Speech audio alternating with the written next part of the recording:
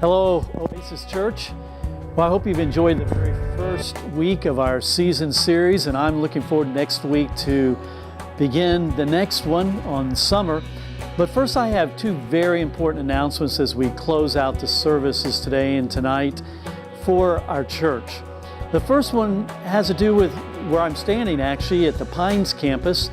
We have the Discover class. Now, Discover class is for those that are new in our church or newer, that have never actually come to a class where the pastors share who we are as a church, where we've come from, our history, our vision, our mission, where we're going.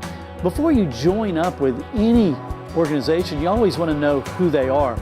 And so we give a history, but we also tell what we believe, what we're all about. It's an informational meeting. But it's very important because if you decide at some point that God has led you here to become a member of this church and to serve and to be involved in this church, this is the first step you must take. Now, it doesn't obligate you to become a member. It's an informational class. But it is very important, even those of you that will dedicate babies. In order to dedicate a baby in our church, you need to be a member, fully a part of our church. And this is the first step for that. So for those of you wanting to dedicate babies in March, it's important that you've been through Discover.